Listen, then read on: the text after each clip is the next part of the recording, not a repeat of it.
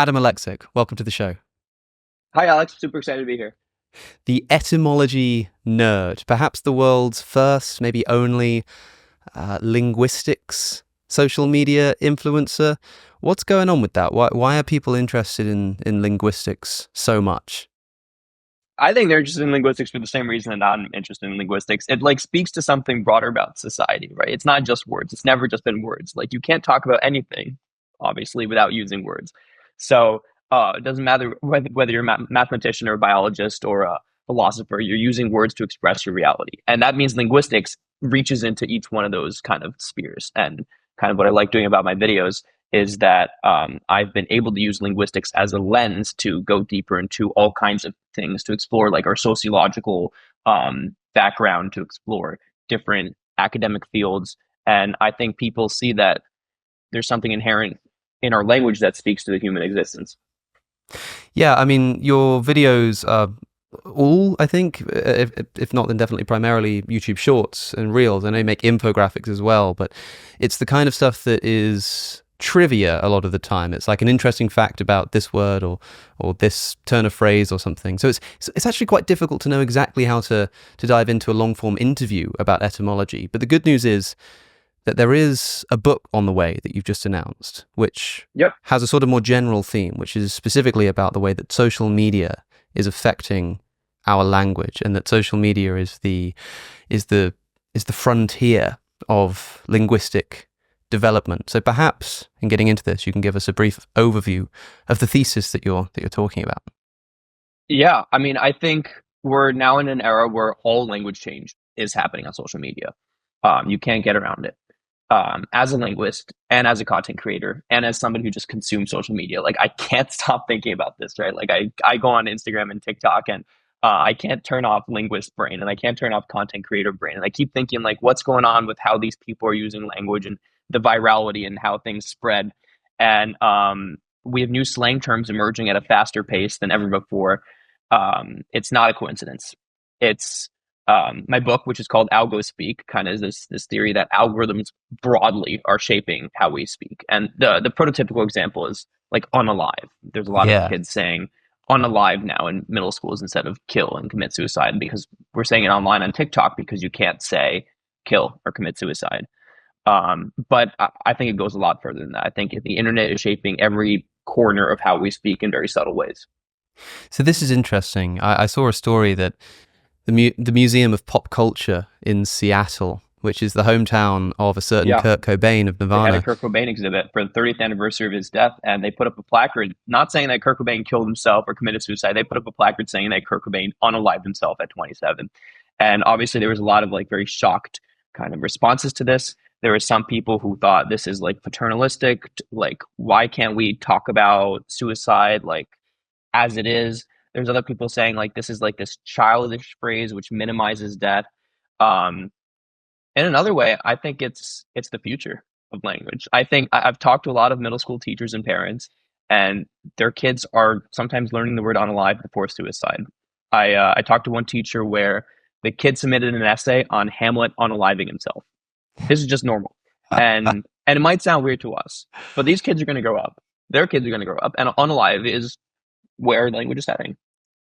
Yeah, I mean, my favorite genre of complaint about the world is complaints about younger generations Yeah. being particularly bad at using language or lazy or anything like this. I've got an interesting quote here. Here's the quote. Modern fashions seem to keep on growing more and more debased. The ordinary spoken language has also steadily coarsened. People used to say, raise the carriage shafts or trim the lamp wick.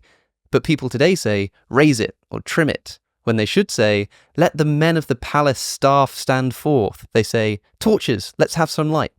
Now, the examples there kind of give it away, but you would think you're listening to somebody complaining about people on TikTok, but that actually comes from the 14th century by somebody called Yoshida Kenko, I think is how you would pronounce the name. And there is a common thread. I think I've seen Twitter threads about this from every single century of people complaining that younger people are using silly words, using ridiculous slang.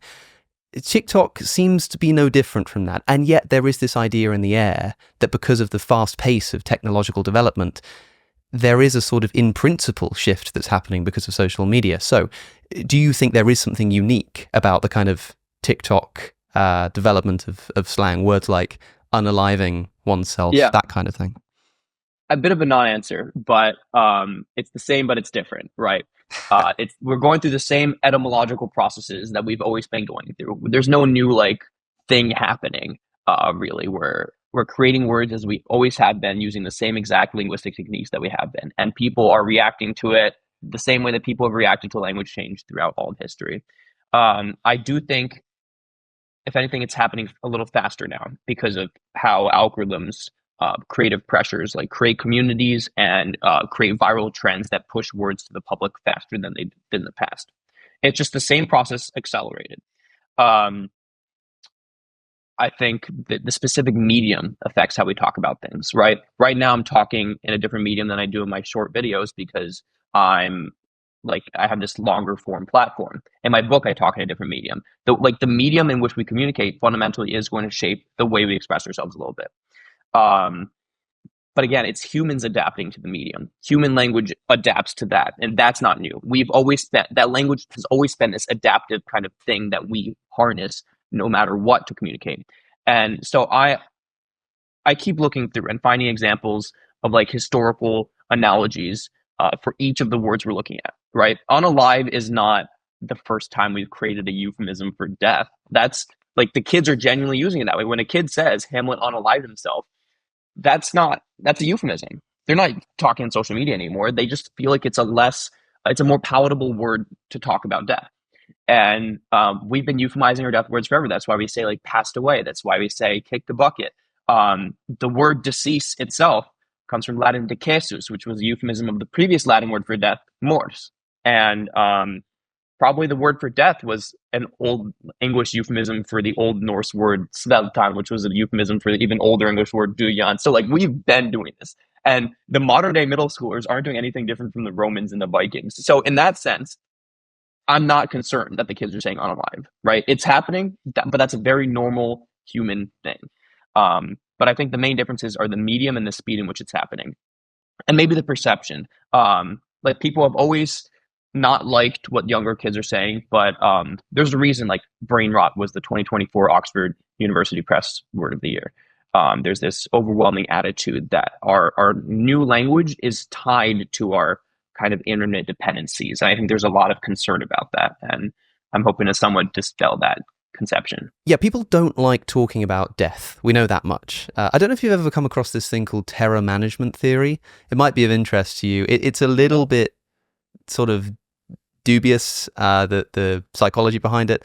But the idea is that so much of our human activities and behaviors are essentially attempts to distract ourselves from our fear of inevitable death. And so there have been these studies which are difficult to replicate where people are reminded of death just by mentioning it. The most famous of these was I think in Arizona, some judges were studied and they were asked to recommend a set amount for bail for someone who'd like solicited a prostitute.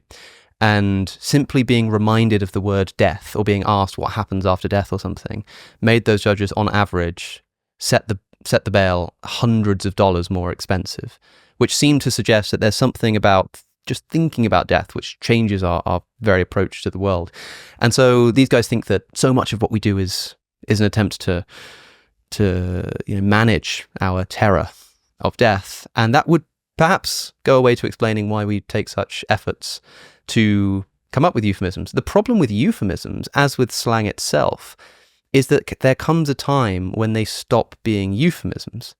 It's like it's not even a euphemism anymore. I mean, there are so many, like you said, the word deceased sort of starts as a Latin euphemism. At some point in its history, just becomes the word itself. I can imagine all kinds of terms around sex are probably the same. I imagine that Steven the concept Pinker calls this the euphemism treadmill. Inevitably, like once a euphemism is used enough, it just becomes the original word. And then we, like what I was saying about the Old English word replacing the other Old Norse word, replacing the other Old English word, we just cycle through things that seem more comfortable to us. And we keep doing that. And then, because there is no part of a word that sounds better or worse than another word. It's purely semantic associations. It's always been. So like, kind of side example, but the word moist, the reason people don't like it isn't because of the sound of the word moist. Like there's nothing wrong with like hoist or whatever, or moose, but it's our association in our head.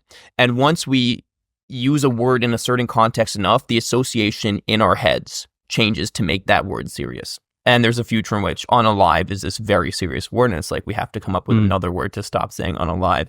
And it's very common with like terms for sex. It's very common with like slurs, different ways to describe minority groups. We've cycled through a lot of different ways to like talk about the disabled community, for example.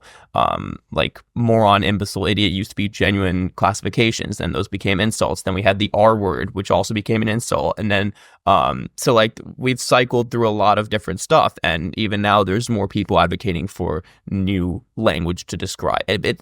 Until you get to the root of the problem, the cycle is going to keep on going. And for death especially, we're not getting into the root of that problem, so we're going to keep on cycling. We'll get back to Adam in just a moment, but first, do you trust the news? I don't. And a lot of that has got to do with the media bias that inevitably seeps into all kinds of news reporting. Wouldn't it be great if there was a way for us as consumers of this media to navigate this space, objectively comparing different headlines and seeing how different sources are reporting on the same story? Well, that is what today's sponsor, Ground News, helps you to do. Ground News aggregates thousands of local and international news outlets all in one place, so you can compare reporting across the political spectrum. Try it out for yourself at ground.news/Aleksic. Take a look at this story about Meta ending its fact-checking program in favor of a community note-style system like the one on X. The reporting is quite balanced across the political spectrum, but I can directly compare the different headlines. The left-leaning CNN highlights Mark Zuckerberg's acknowledgement that more harmful content will appear on Meta's platforms, whereas the right-leaning Daily Wire quotes Zuckerberg saying that Meta is restoring free speech. Ground News allows you to see right in front of you how media bias warps the way that stories are presented. And Ground News has a feature called My News Bias, which is a personal dashboard giving me a detailed look at the news that I'm reading, showing me which sources I check out the most, their bias, who owns them, and which geographic regions the stories are related to. Nowhere is doing news aggregation and comparison quite like Ground News. Try it out for yourself at ground.news/Aleksic or by scanning the QR code that's currently on your screen. Use my link to get 40% off their unlimited access Vantage plan. And with that said, back to Adam. Yeah, and this is something which crucially has been happening as long as humans have been using language. It just perhaps seems more noticeable on social media because, I mean, do you think it's happening more quickly, for example? Yeah, that's what I'm saying. So words are like blown up from niche communities into mainstream memes. They're spread by the algorithm to move more virally than they could in the old days. Think about the 1950s, like a slang word like cool started in the African-American community and slowly filtered out, right? It was the jazz communities. Miles Davis birthed the cool.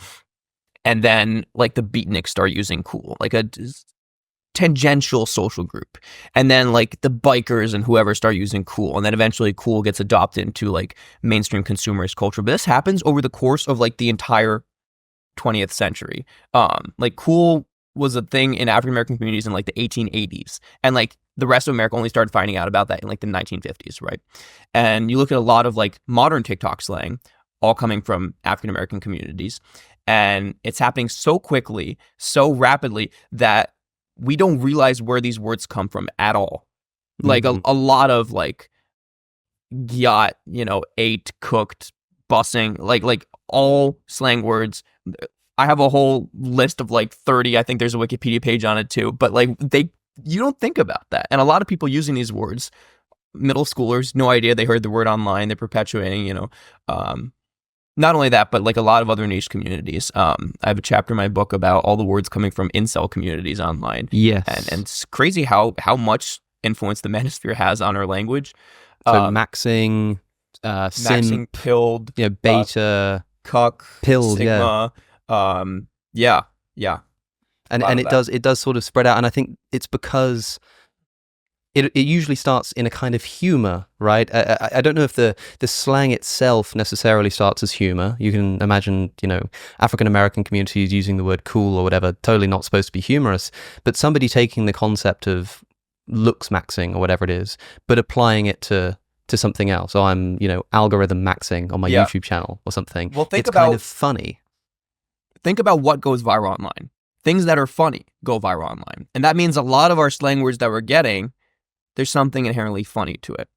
A lot of the like African-American slang words come from like hood irony memes, right? Like unk and huzz, and like there's some new ones emerging now, come from kind of like memes making fun of hood culture. But it's like fundamentally a joke. And then the other ones like gyat sounds funny because it's like an exaggeration of an African American accent, which is like, now that's like getting into a very historical like trope of like making fun of these accents. You have a short about how certain English phrases, unknowingly for most people, come from making fun of foreigners. Phrases like long time no see, phrases like no can do. Can you tell us about those? Again, like, this is the same process, really, if you think about it. It's like Americans in the past using some kind of language that to them is funny, and it spreads because it sounds funny. The phrase no can do, even if you don't know where it comes from, by the way, it comes from a mimicry of like Chinese pidgin English. But if you don't know where it comes from, it sounds a little funny. It's like a fun turn of phrase that breaks your expectation, right? Expectation subverted, comedy achieved. No can do sounds funny, so it spreads even beyond people who didn't realize they were making fun of how Chinese Americans talk. And that's the way memes diffuse. It's always the way memes have been around before the internet. That was an early meme. And now we're just having the same process reenacted on this faster scale, on this larger scale. We just talked about euphemisms. Everybody knows what a euphemism is. Can you tell us what a dysphemism is? Sure. So a dysphemism is the opposite of euphemism. Euphemism is good, from Greek eo, meaning good, and dys means bad, right? So a dysphemism is when we replace a word with another word that sounds worse. Thinking back to terms for death, there's like sewer slide, Kermit, like those sound like funnier and like less serious than death, but not in a euphemistic way. Or like it's like when we use something that's funny, so like saying raw dog instead of just like doing something unassisted. So I had a video on like how people are saying raw dog in everyday life, and I think that's a great example of a dysphemism. It's like instead of using a serious word, making it less serious. Yeah, so instead of taking like a super sexual word and replacing it with something nice, you take something nice, like the concept of sitting meditatively on a plane for 8 hours without watching television, and you say that you're raw dogging the flight, as the trend would have it. But then I think a lot of people forget that some common slang words essentially originated in this way. Words like suck, for example. Oh man, that sucks. That's a sexual like dysphemism, essentially, right? And a lot of people kind of don't realize this because, like we say, after enough time, they just stop. They sort of cease to be metaphors or jokes, and they just become the words themselves. I was looking at this quote from, I forgot the name, 19th century poet. But the quote is, "Language is fossil poetry," and I really like that because it's this idea of like it's built up jokes and memes on top of each other, and whatever was most compelling to a particular generation, that's the poetry that they kept, and then the next generation comes and they keep the words that they like the most. And look at us now. English has been around since the year 800, and it's layers upon layers of things that were most compelling to people in the past. Yeah, I had a question which was about the phrase body count, which sort of cropped up online. And I wanted to ask you, do you think body count is a euphemism or a dysphemism? Because in one way, it's a euphemism. You're talking about sex, but you're using a non-sexual term. But in another sense, you're taking something relatively sort of fine and nice to think about, which is, you know, having sex with somebody, and you're using a term for like killing people, the kind of thing that a soldier might say. How many people has he killed in the battlefield? So do you think that body count is a euphemism or a dysphemism? There's no reason it can't be both. I mean, categories, I've always I might say this again later in the interview, but I think categories are the silliest thing because it's us trying to make sense of what's really an incredibly chaotic reality. And there's times when you can use body count as euphemism and times when you can as a dysphemism, as you described. I also think it plays into this like long-standing trope of like love is war, and this is a classic conceptual metaphor, like talking about your latest conquest or trying to win someone over. This is like just in conceptual metaphor theory, just like a very basic concept of we describe our bodies as being counted, right? That's like just a historical pattern. So we've been using this kind of dysphemism / euphemism since we've had a way to talk about love. Yeah. There's an interesting discussion in George Orwell's Politics in the English Language about this concept of metaphors which are either dying or dead. So he's giving advice on how to, be an effective writer. And he says that if you want to write interestingly, there it is. You got it right on hand.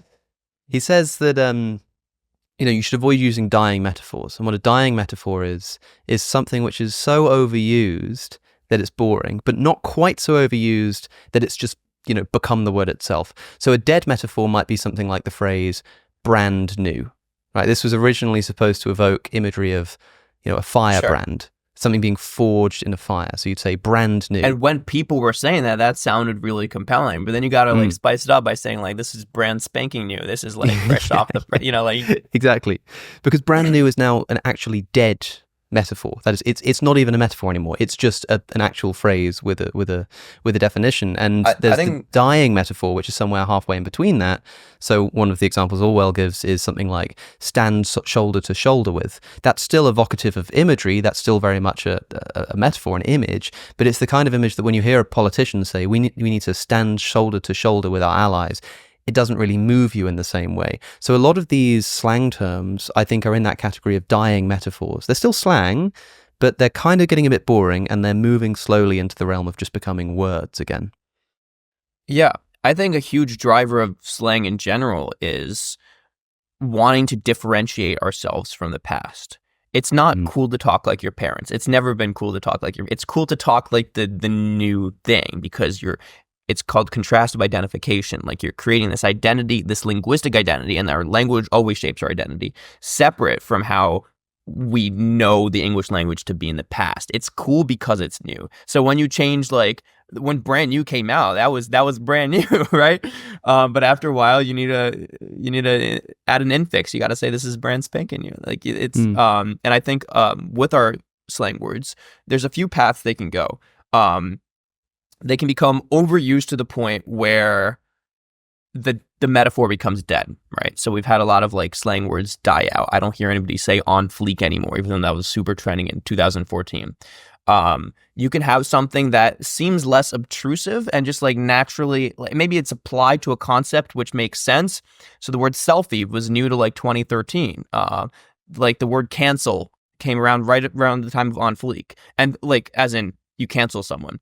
And those terms are completely new as well, and yet they stuck around because they had a purpose, they sounded less weird to us, and they became ingrained in our language.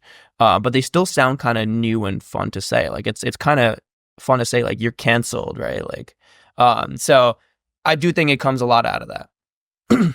Yeah, it's interesting how we often forget the origin of words as well. And I think one of the indicators that a metaphor has become dead, or rather, I don't know if this would be a metaphor, so that there are words that start as meaning the thing that they literally mean and sort of unintentionally become metaphors. In the film industry, for example, we still say cut when we stop recording. And why do we say cut? Actually cutting tape. Exactly. And so in a way, when I say cut, it's kind of a metaphor, because we're not really cutting, but it's not like that was done intentionally. I'm not trying to evoke an image. Right. It's like an unintentional metaphor. Same thing with even the word film. We don't use film anymore. Even the word footage. I've got so much footage on my hard drive. What is footage? It's measured in feet. It's the amount of film that you have. Yeah. Absolutely. But in linguistics, this is called semantic drift. So it doesn't again, categories are a little stupid. As like the more you study linguistics, the more you realize that every way we have of describing words and language, we just don't know. there was a Wikipedia page of like list of problems in linguistics we haven't solved, and it's like, what is a word, what is a language, what is a sentence, how does grammar work? Like, we don't know any of this, right? So but we create these conceptual categories to help us describe it.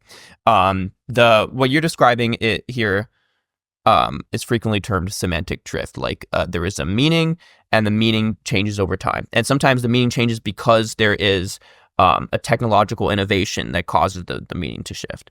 I was just looking at I did a video on dashboard the other day, and like the car dashboard comes from this literal board put in front of like a carriage to stop a horse from kicking up mud into the carriage, to dashing up mud, as it were. And but as dashboards got applied from carriages to cars, the meaning like drifted to like people who drove the first cars did think about dashboards in that way. And maybe in that sense it is a metaphor, maybe not, because all these words are just arbitrary ways of gesturing at what reality really is. But there are many forces that can cause semantic drift, is what I'm getting at.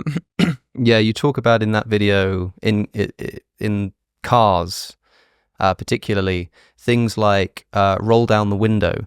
You don't roll windows down anymore. You press a button.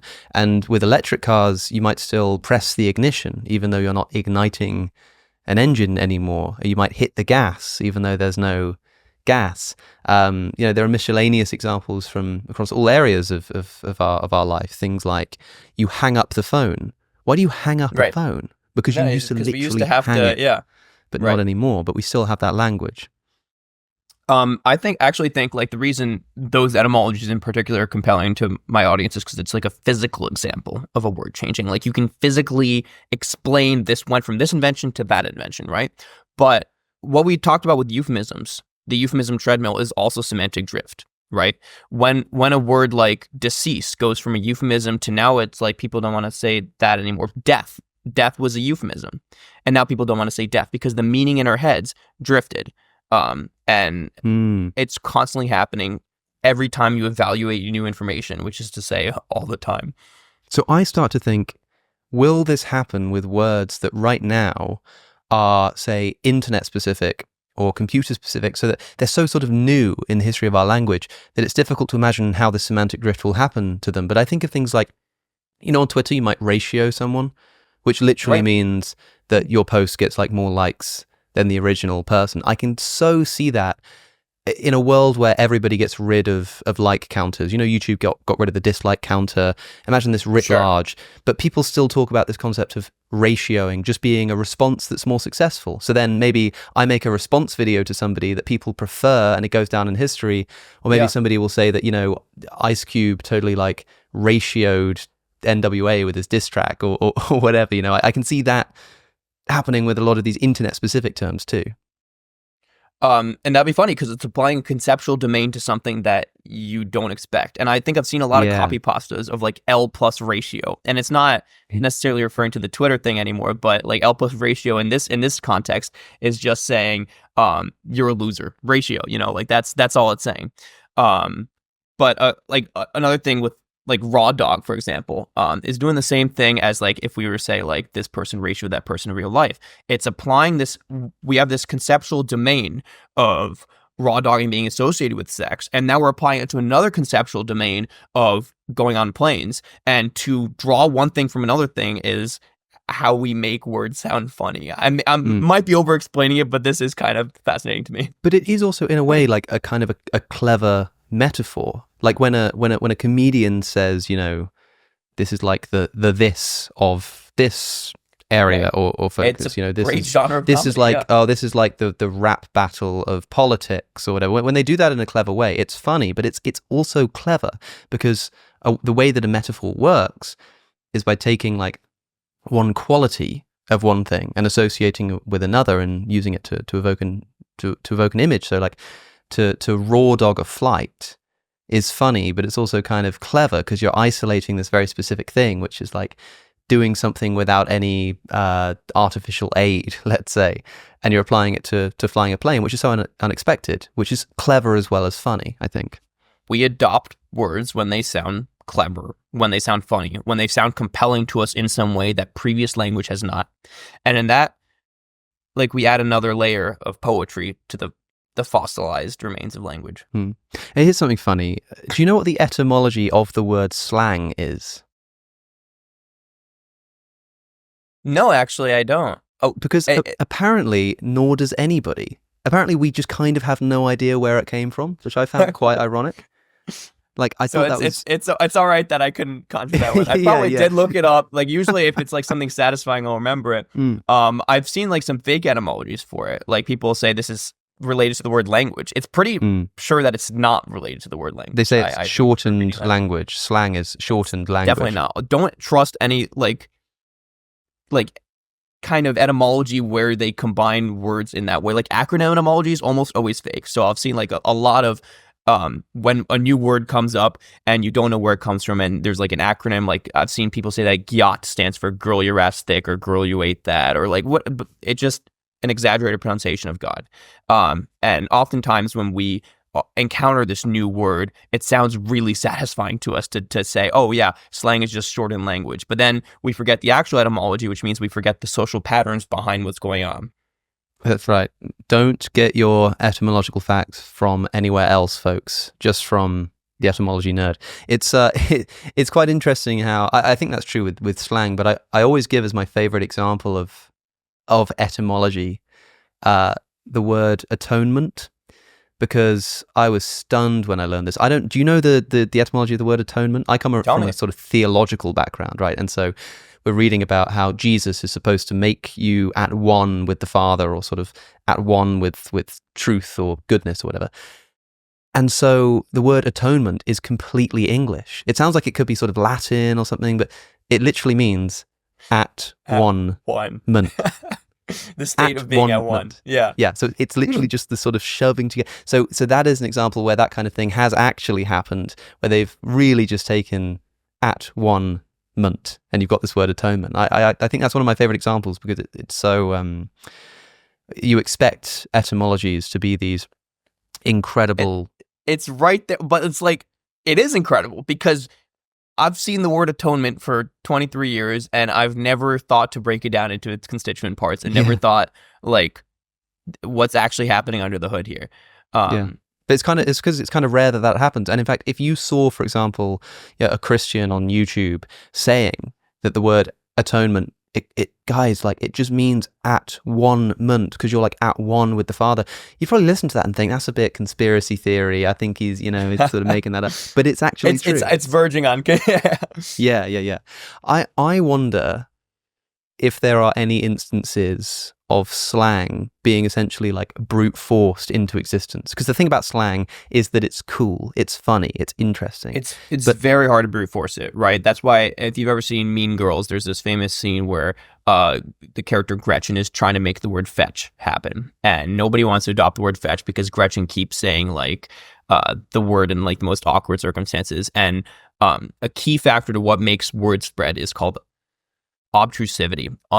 Specifically, you don't want it to be obtrusive. So like if a word sticks out too much, like fetch is sticking out too much, then you don't want to use it. Alternatively, if we tie it to a meme, like with brain rot words, then it can be funny in an obtrusive sense, but those will usually die out. Like on fleek was obtrusive, but cancel and selfie were unobtrusive. So they were able to slip neatly into our vernacular. Well, we didn't even question it. We just like adopted it without a second thought. So what's the word supposed to mean in Mean Girls? What's the usage of it supposed to be? Like, that's so cool. That's so fetched. Fetched. No, I haven't come across that one. No, but it's a great movie. You can see that perfect example of when linguistic innovation doesn't work out. Yeah, but there's something... nobody wants to use slang words which aren't cool, and if they are obtrusive or it seems like they're too convoluted or contrived, then they're not cool, right? But there are attempts to do this, especially in like the political arena. And there are sort of two ways in which this crops up. One of them will be, but I think this often happens with like sensitivity. It's not exactly slang. It's not supposed to be cool, but people try to popularize new terms for the sake of I remember when the word weird was like trending to like classify Republicans as weird and like Democrats. Like honestly, to me, that seemed a little weird. I think Democrats were trying a little bit too hard with that, and it worked a little bit from the people who were like very pro-liberal, but actually there's a lot of research that showed that weird ended up alienating a lot of like the centrist class. Like they were like making it stick out too much, this concept. What were you thinking? I was thinking about, I remember, I don't know if this is still the case, but there are these movements to stop calling people blind people and instead call them people with blindness. It's like put the people first. People first language, yeah. And so, and I get the impression that a lot of people who are in fact blind look at this and feel like it's kind of patronizing and say this isn't what we're used to, and probably because it's sort of an attempt at brute forcing it into existence, it kind of hasn't worked. I mean, another example that comes to mind is the Latin X thing. It's not so like it's not, almost all Latinos hate that unless like you're at a super elite but language depends on the in-group in which you're speaking. And if you are at this like ultra liberal echo chamber, like a lot of times, like that is the word to use because it's signaling to the other people in your group that that's you are woke, right? You're in the politically correct group. I used to work in an organization teaching people with disabilities how to ski, and they asked us to use person first language. And I talked to a lot of those people, and they preferred the term disabled people because it like they felt like that was a very important part of their identity. Why are we sugarcoating it? Like it seems like it's like treating them less seriously. And it's the same kind of thing with like let's look at Unalive right now. Both like the disability thing and Unalive are going through the euphemism treadmill, right? We're finding like a more palatable way to talk about disability, and we're finding a more palatable way to talk about death. And there's reactions to it on both sides. So with Unalive, some educators actually think it's great because it's giving kids a way to express their feelings, a way to talk about death when they're not comfortable using the word death. And other people are like, this is bad. They're not treating it with the seriousness that it should be treated. And again, the same thing is happening with disabled person versus person with disability. It depends on like your mental headspace and how you approach that word. And of course this is different because this isn't people trying to be cool. This is people trying to be inclusive and sensitive. But in their own way, it is what they think is like it's cool to be inclusive, right? Yeah, it's morally cool to I think it'll societally pick up if it fits with a broader societal idea of cool. Do you remember Emmanuel Cleaver, who is a former mayor of Kansas? He's a congressman, and he finished a prayer in Congress by saying "Amen" and "Our woman," which is a great example yeah, I of didn't this. see because that, of course, but sure. Of course, like, you know, I get what you're doing there, but not even if "Amen" was like a male gendered term, I think people would still find it a little bit cringy that you're sort of trying to brute force this. But it's the fact that that's not even what it means. You know, it was just sort of a right. I think the best example of where this goes. History and her totally story wrong. is another example. Like Her story. Not etymologically have to do anything with his. And a lot of people like will treat the word man that way, like mankind. Historically in Old English, man just meant all of man, and then it semantically drifted to specifically apply to just male men. But we still have some remnants of the old definition. But I get it is that. interesting. Yeah, I understand that because in that process case, to unpack there too. Yeah, in that case, like mankind, man used to just mean human, but it used to mean that. It doesn't mean that anymore. Now, man means male, and right? The reason that it drifted to man is probably because of sexism. So there is some validity there. Yeah, and so, but I think that the effective tactic here is like if I was writing an essay and I was trying to think like, well, I don't really like the word mankind because it doesn't really include women. I wouldn't write out like man and womankind or something like that. Yeah. I would say people. I would like choose a different word. Yeah. And words do just sort of fall out of popularity and they sound a little bit antiquated. And mankind is already a slightly antiquated term.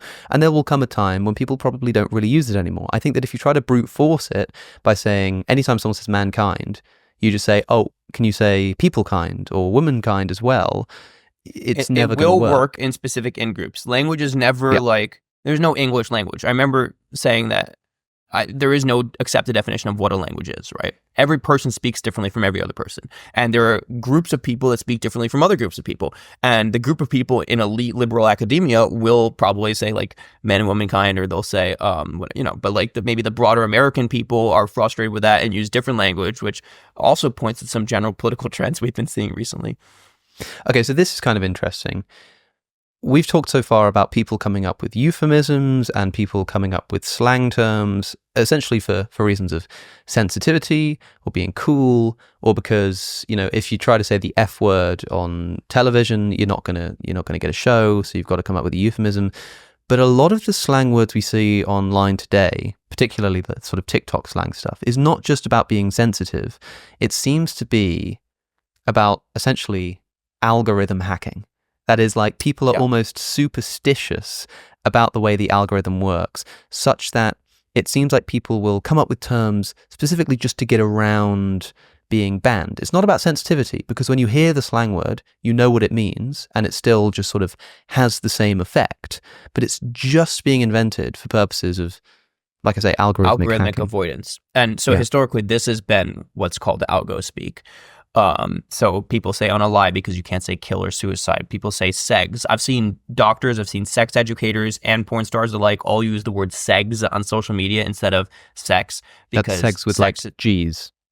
And really, segs with 2 G's. And really everybody knows what that means. Like everybody knows what on a live means. Yep. There's no, or like even if you censor, like sometimes in captions, I would censor words like I'd do S, like asterisk X, right? Everybody knows exactly what that means. There's no, but something in our heads tells us that's a less offensive word. And also, apparently, the TikTok algorithm agrees. They have actually started censoring the word unalive. Of course. But people still use it because it's in the social media sociolect, this group of people who are online, they associate with that domain of use. Like this is a phrase that you associate with a certain context, so you use it in that context. Yeah, but it's different between, like, when somebody on social media wants to say that somebody died, one person might say, this person passed away. And they're saying that because when you hear that, it's sort of, it hits you less. It's a bit sort of nicer to hear. When someone says he was unalived, that's still like a jarring term. It does the same thing as definitely saying has a different connotation. He's dead. Yeah. But it doesn't seem to be about sort of sensitivity about the word so much as it's just about sort of trying to avoid the algorithm. I think it's a bit I think the offline usage has developed a life of its own. So when I'm talking to these middle school teachers and parents, like the middle school kids genuinely are just using it as a synonym of death. Now online, we use it like as a way of talking about suicide. We use it in a joking way, but we'll also use other phrases like Kermit sewer slide or something. But we associate words with certain domains, certain groups of people use it. The group of people who is online talking, like the mental health community, uses unalive a lot on TikTok, but the community of like middle school kids use it because it just sounds, like a good way to talk about death. Kind of interesting. Also, I mentioned that's called algo speak historically, like this term for describing how algorithms are shaping the way we speak. But really, I think the same is true, like writ large. The words are metadata. So like when you say algo hacking, I've made videos on like the etymology of skibbity that like, got 2-3 million views, etymology of Riz. And the reason those videos did so well is because the algorithm knows that certain keywords are trending and pushes videos with those keywords more. And creators are aware of that. And so creators make more videos with those keywords for the algorithm to push.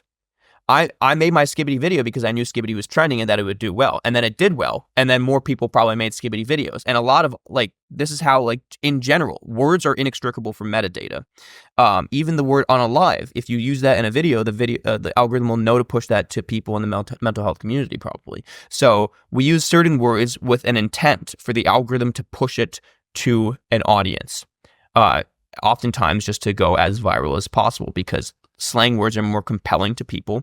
They count as word. The algorithm picks up on that word, classifies that as part of the video, and sends it to people who like that word. And it kind of turns into a positive feedback loop where we're getting all these slang phrases from. Yeah, same thing. I've seen slang for white, as in like a white person, just the letters YT, which you I've also seen people holding up their hand like this to the camera. There's like layers of abstraction to how much the algo speak is holding up their hands. Yeah, like holding up your palm like is another way to signal like white. If you don't want to use YT. So TikTok has a policy against using like overly racialized language. One common problem that you're running into with algo speak is that it's often used to like protect from controversial issues. But a lot of minority groups' identities are the controversial issues, right? So talking about race relations in the United States, like, for example, the N-word is censored. You might use the ninja emoji or something. But I don't know. I feel like it should be the right of African Americans to use the N-word if they want to, but it's censored for all people, right? So it takes that word, like, and there's a lot of like smaller examples, but like in the mental health community, and in like the eating disorder community or something, or like there's a lot of examples of words that are meant to stop political discussion, right? But the political discussion is that group's existence. Yeah, so some of these, I mean, in particular, the communities like eating disorder communities, anorexia communities, and these exist online, and there are people who sort of encourage each other and sort of celebrate this kind of stuff. And certain hashtags, like if you try sort of hashtag ED, I'm sure that if you type that into TikTok, it will just say something like, you know, here's a helpline, and it won't show you any results, right? And so for that reason, people come up with new hashtags, which, you know, I don't know what they are. I've sort of seen this kind of thing crop up before. You stumble upon them and you realize what it is, because it will be like a bit like how the word NB, like ENBIE, became a word for non-binary people, because of course it sounds like NB, but it's spelled well. A lot NB. of terms for queer communities were created online because they felt like, actually, it's been proven that in the past the TikTok algorithm has suppressed videos, not like removed, but suppressed videos from queer creators using queer keywords. So they create words like, back in 2019, there was like $1 bean. It was like, instead of spelling lesbian, and the TikTok's voice to speech would like pronounce it as $1 bean. And now they'll just use like WLW for women loving women in the lesbian community. And we've had other words like zesty, or like those all emerged recently. Because like they're trying to find new ways that sound maybe a little bit funnier, sure. So they'll also go viral in that capacity, but in another way, they are speaking to the algorithm as much as they're speaking to you. Now, is this unique to social media? The essentially the creation of slang, not to be cool or not to just be sensitive, but out of like necessity, essentially. I guess the only analog I can think is historically, where people would sort of speak in code because they didn't want people to know what they were talking about, like little like kind of dog whistles to each other. Like that's, I can think of that. Polari or Cockney rhyming slang were historical examples of like underground communities using slang. No, I would not say this is new. I would say the medium is new. But like I said earlier, okay, so an example I use a lot is like, you know how the word segs is replacing the X with a G. In 1948, the author Norman Mailer tried to publish his book, The Naked and the Dead, and his publisher told him, Norman, you can't publish this. You use the word fuck way too many times. And Norman went back and he replaced the word, every single instance of the word fuck, with the word fug with a G, F-U-G. And what he's doing there is replacing a kuss sound with a gus sound, which is exactly what people are doing when they're replacing sex with segs. This is not a new thing.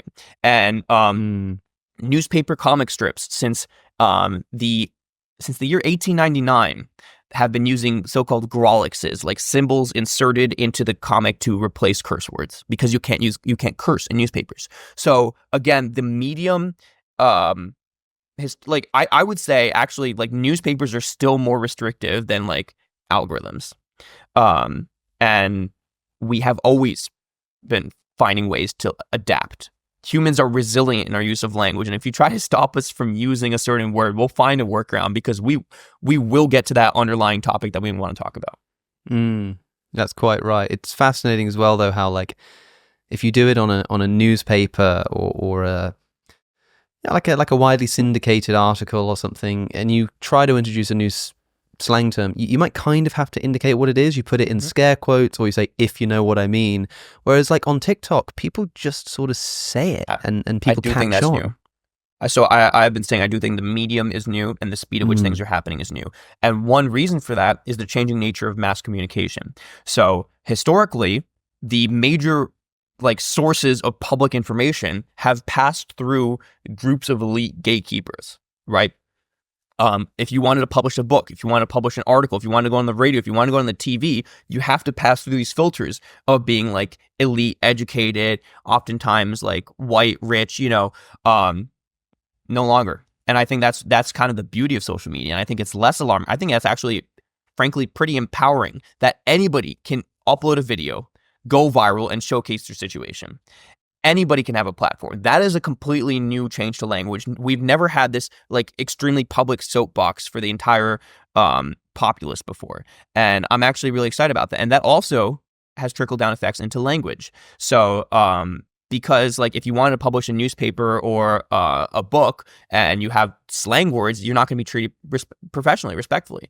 But now that it's not an upper class thing to communicate anymore, slang, which has traditionally been associated with the lower class, is now able to proliferate more than it has in the past.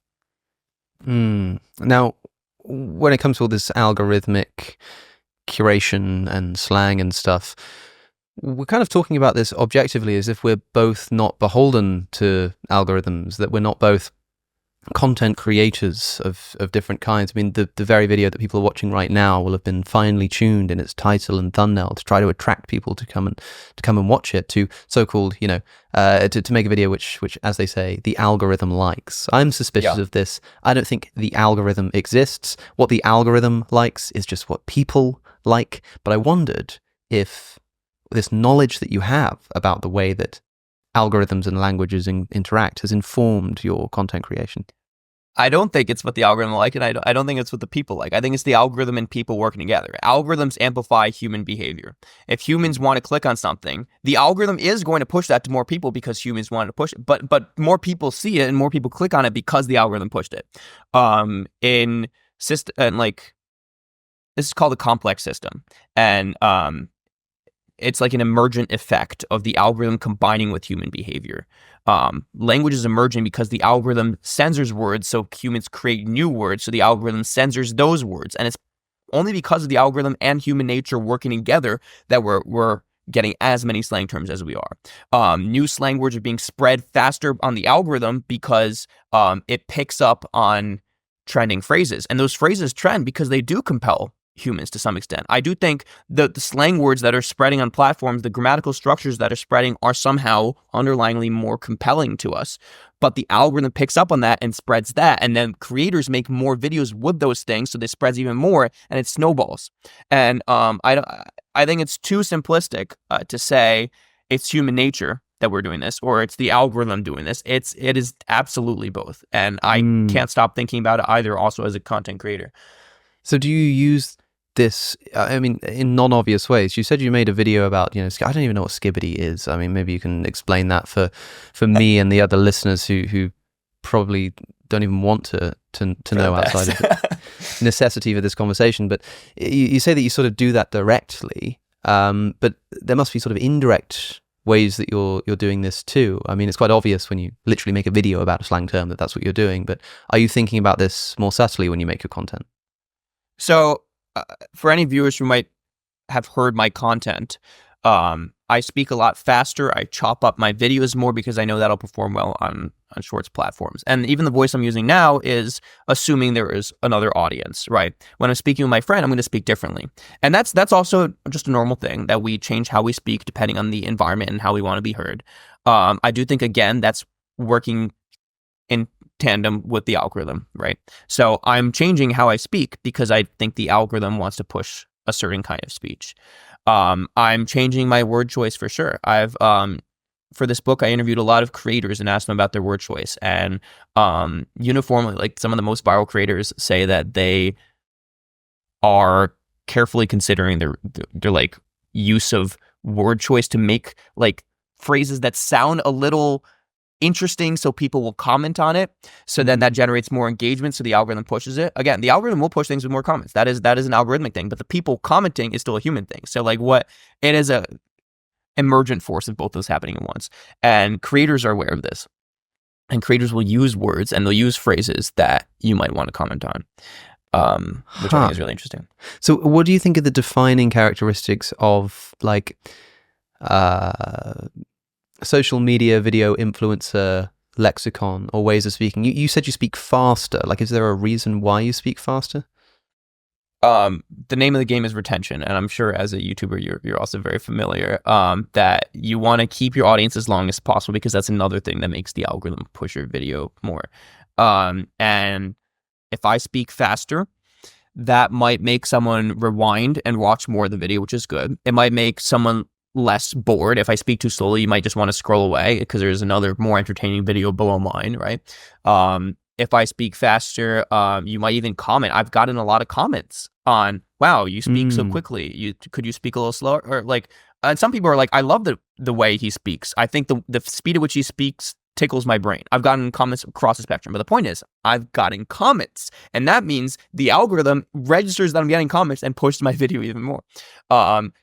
So there's multiple reasons why it's good for me to speak faster. And I do speak quickly in real life. I'm an energetic, excited person, but the specific intonations I use are also different. There's a technique called macroprosody where you stress certain words to like make sure they grab your attention. And that's like something I'll employ a little bit more on short form video, because like that also continuously hooks you back in. If your attention starts to drift, then I'll like summon your attention again by saying something really interesting, by stressing my word. Regardless of the content and the nature of what I'm actually saying, the linguistic technique I'm using, also uptalk at the end of my sentence, can make it sound like it's unfinished. So you want to hear what's coming next. And so you'll hear a lot of like the traditional influencer accent, like the beauty influencers use uptalk a lot, and they will actually use macroprosody more than the Valley Girl accent, which that accent derived from. But there's many different varieties of influencer accent. I think if you look at a Mr. Beast video, he makes all his words pop for maximum excitement. I'm on this island right now, and I just bought this island, and the winner gets $1,000, right? But he says this in like the most excited possible way. And if you look at an actual like interview with Jimmy Donaldson, he's not talking like that. He's modifying his voice to go maximally viral. And you know that's not a coincidence. There was this leaked Mr. Beast memo in September from one of his employees where he described exactly the strategies he uses, and he keeps talking about retention. The entire 37-page memo, he's talking about retention. This is what we're going to do to retain the audience. This is how he says like in the memo, 99% of movies would not succeed on YouTube. That doesn't mean the movie isn't good. It means that it's not harnessing its medium correctly to go maximally viral. And he does talk about like certain linguistic patterns that he uses for attention. It's not a coincidence. Like everybody is modifying their speech. And if you're not doing it consciously, you're doing it subconsciously by mimicking other creators that you've seen before. So I did like an interview, like a survey, 30% of creators do it subconsciously and about 60% do it consciously. But the subconscious people are just picking up on this as like the correct way to speak online, and then unintentionally perpetuates itself as the online accent. That was going to be my next question, was how much of this is conscious? I imagine when people like Mr. Beast, it's very well thought out. But like, I think that when I can't not do it consciously because I'm a linguist, but of course. I think you have a much more kind of collected tone than a lot of YouTubers out there, which I think is really interesting. Perhaps that's people are drawn to that. Well, I hope so. I mean, I do think that people might notice in my podcasts, I think I talk slightly differently to even anything that's scripted, like any kind of video essay or anything that I can do multiple takes of, because I'm incredibly picky about making sure every word is articulated properly, and it kind of becomes a bit of a performance. And I don't think I like put on I'm not like intentionally going like, okay, I'm going to be more excitable and whatnot. It's just because I'll say a word and then I'll go, no. I'll say a word. I want to make sure that was clearer, and it ends up coming out a little bit differently. But that to me is like entirely subconscious. There is no thought process in my head of like, man, if I speak in this way, it's going to increase retention, or people aren't going to get as bored or whatever. Sure. It just sort of comes out that way. It's too reductive to say that there is one pattern that is successful all the time, right? Different people find different things for you.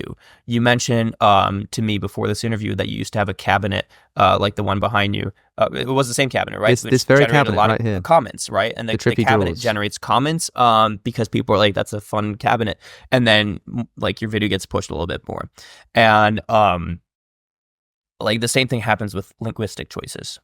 Yeah, well, if anybody else can think of any instances of things that we've done which seem like we might have been doing them intentionally in order to increase engagement, then leave a comment down below and let us know what you think those things are.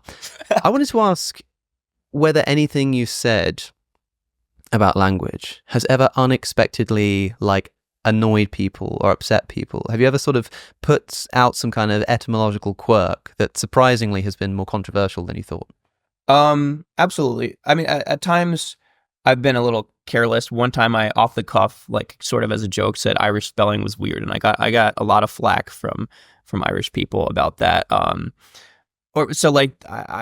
kind of maybe shouldn't have said that, but in other times I think it's just very easy to upset people through the content of what you're talking. Like if I say if I do a video on Skibbity Toilet, I got a lot of comments of people saying this is disgusting, this is brain rot, this is the language devolving, we're all so cooked. So we get a lot of negative comments like that. And in general, there's just flack for certain videos that is pretty normal. Yeah, I get a lot of flack, but I must say most of the time that happens, I kind of expected it. It's rare that something is unintentionally provocative, but I think that when you're doing short form content, you're putting out sort of so much. It's so kinda specific. It's especially because I try to churn out a video a day, and I try to make them as well researched as possible. But I don't have somebody looking over my script. I might make a pronunciation mistake or something that people are like, out of my 400 videos, this one's shit, this, how could you possibly mispronounce this word? How could you possibly say Irish spelling is weird when you're why don't you consider every single word? It was, so in it's a little difficult on shorts. You did an interview with the Harvard Crimson, your alma mater, Harvard University, its student newspaper, in which you said you can't really separate language and politics, I think. What did you mean by that? So what I studied at Harvard was actually, I wasn't onto social media linguistics yet. I was studying linguistic identity in Serbia and Croatia. And I might upset some Serbians or Croatians in the comments, but what really separates the Serbian and Croatian language? They're not that much, Google Translate shows them as different languages. Nationally, both countries recognize them as different languages. Any Serbian or Croatian speaker will tell you that it's not any more different really than British and American English. And yet we call them different languages. And there's a famous quote out there that a language is a dialect with an army and a navy. And what that means is that fundamentally the way we approach talking about language is through a political lens. I told you that we can't define a language. I stand by that. If you look at Mandarin and Cantonese, China will tell you that those are both dialects of the Chinese language. They can be very difficult to tell apart. If you're the speaker of one, to tell what the other one is, they're almost unintelligible. Now let's consider Spanish and Portuguese. It would be ridiculous to call those the same language, right? But they have 90% lexical similarity. 90% of the words in Spanish and Portuguese are the exact same word, more than in Cantonese and Mandarin. And yet we call those languages because they're separated by a border. They each have their own army and a navy. Meanwhile, the Chinese language of Mandarin and Cantonese are under one border, so we think of them as one language. And so before Yugoslavia split up, we thought of the Serbo-Croatian language as one language. And then the country split up, and language is a way to build nationalism. You can say, we are different than them. It's us versus them. And you create an in-group of people who think they speak a certain way, and a group of other people. The situation gets much messier. I don't want to go way too in depth because I could. That's fascinating. That's the idea, that it's impossible if we are to even try to define language to separate politics from this. Yeah, it's a bit like how people might want to think about nations themselves. I mean, it's a little bit weird how there are a lot of parallels between the way the United States and the European Union works. Why is it that the European Union is a union with countries, the United States is a country with states? What's really the difference? It's kind of just how you think about it. It's kind of just, how people identify and what labels they put on things. And language is the same. Borders don't exist except insofar as I don't think language really exists. I think everybody. And so language is the same. everybody speaks completely uniquely, and sometimes we understand each other, and that's pretty great. And sometimes we understand each other a little bit less, and then we gotta like, I don't know, but Yeah, it's I mean, called even if you go to the, yeah, it's called a what, an idiolect. Idiolect is what, like, the language that you speak. Nobody else speaks what you speak, because you speak with a combination of your family background, your education, your geographic background, all of this coalesces. It's like a linguistic fingerprint. The way they caught the Unabomber, nobody spoke like the Unabomber, because tell us how did they catch the Unabomber? How did they do that? I actually met the guy who caught the Unabomber, the FBI linguist. Basically, like, okay, so when the Unabomber published his manifesto in the Washington Post, it started with his brother noticing this writing and was like, that kind of sounds like how Ted writes. And then he sent that tip into the FBI, and the FBI like needs to build a case against him. So they hired this guy, James Coleman, and like slowly they like analyze every single phrase in his manifesto and in the writings that his brother provided to the FBI. And he has like certain linguistic quirks. Like he says, you can't have your cake and eat it too, and he says that like the wrong way. And then he has like a few other like small oddities that like really nobody else says. A lot of idiolects are just comprised of like you have misunderstandings of language, and you definitely do, and we all do, because language is just us like trying to understand other people, and it's never perfect. But we all do end up speaking uniquely. The Unabomber, of course, the terrorist who was like sending bombs like in the post to people, and it was blowing people up, and he had some kind of anti-technological kind of sort of like an anti-modernity, anti-technology thing, and he sort of would and he would say things in his manifesto like, you can't eat your cake and have it too, instead of you can't have your cake and eat it too. And it was those linguistic quirks that gave him away. I mean, that is quite phenomenal, I think. So on that level, I think everybody's speaking their entirely own language, right? Yeah. I can't honestly understand some dialects of like, I don't know, Scottish or Appalachian English, right? I was about to say, that's still the English language, but it's kind of different languages.